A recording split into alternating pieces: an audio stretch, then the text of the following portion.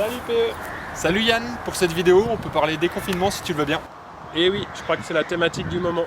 Nous voilà donc déconfinés, un soulagement pour les êtres humains, mais espérons que la nature ne va pas trop sursauter après 2 mois de tranquillité.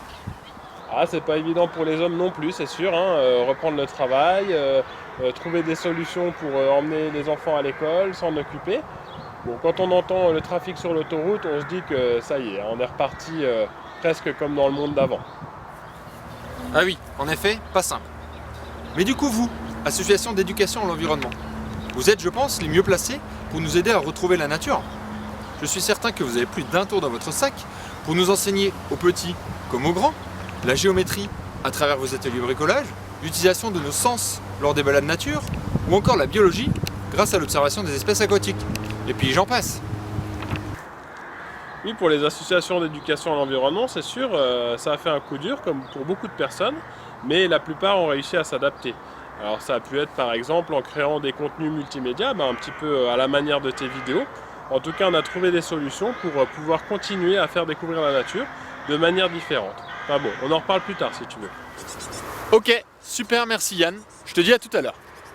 Je souhaite attirer maintenant votre vigilance sur la reprise de vos activités salariales et de loisirs. En effet, durant le confinement, de nombreuses espèces animales et végétales se sont installées autour de nous, que ce soit en campagne ou encore en ville. Nous avons observé des espèces s'installer ça et là, nous montrant que le confinement leur offrait un peu de répit. Combien de hérissons, renards, crapauds, grenouilles ou je ne sais quel insecte ont alors évité des morts atroces sur les routes. Mais voilà, nos activités reprennent, alors gardons en tête, confinés oui, mais en restant aux aguets.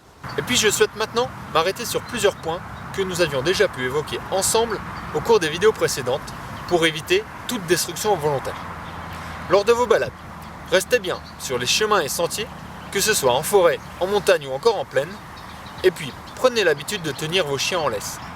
Rappelez-vous, avec Victor, nous vous disions de garder une partie de vos espaces verts sans entretien. Eh bien, ce n'est pas parce que le confinement est terminé qu'il faut de nouveau démarrer la tondeuse ou le taille-haie. Non, non, non. Reposez cela peut attendre le mois de septembre.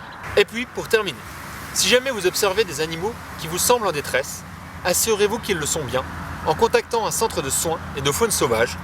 Et en Lorraine, il s'agit du CSFL. Vous retrouverez tous les éléments à la fin de cette vidéo. N'intervenez jamais de votre propre initiative, sauf si une menace vous semble imminente. Trop de jeunes chevreuils sont récupérés chaque année par des personnes croyant bien faire alors que leur mère n'était pas loin. Rappelez-vous, déconfinez oui, mais en restant aux aguets. Et toi Yann, ça dit quoi de ton côté ? Maintenant, une fois le confinement passé et l'autorisation de ressortir, est-ce que les gens vont continuer à avoir ces réflexes? On l'espère. On espère qu'ils vont aussi aller plus loin, qu'ils vont vouloir profiter des sorties nature qui sont proposées par les associations. Et puis même au niveau des écoles, finalement, même si pour l'instant c'est un peu le flou, il y a assez peu de directives, moi je pense que quand les enfants ont été enfermés pendant 2 mois, la meilleure solution c'est pas de les maintenir enfermés encore plus, il faut les mettre dehors. Comme disait Louis Espinassous, mettons-les dehors, il faut les laisser dehors. Dehors, il y a plein de choses à voir, plein de choses à faire, on peut garder ses distances, donc on est en sécurité. Et puis finalement c'est inépuisable, c'est quand même un endroit qui fait du bien pour la santé, c'est un endroit où il y a plein de choses à observer, donc on peut faire l'école dehors, et à mon avis c'est peut-être plus judicieux que de les garder en intérieur.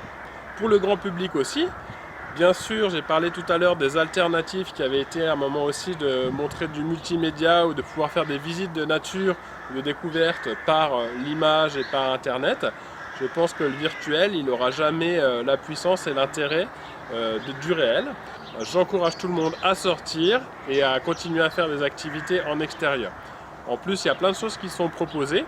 On sait que cet été, on va peut-être revenir plutôt à un système de tourisme de proximité en local. Et là aussi, je suis sûr qu'il y a plein de ressources que vous ne connaissez pas juste à côté de chez vous.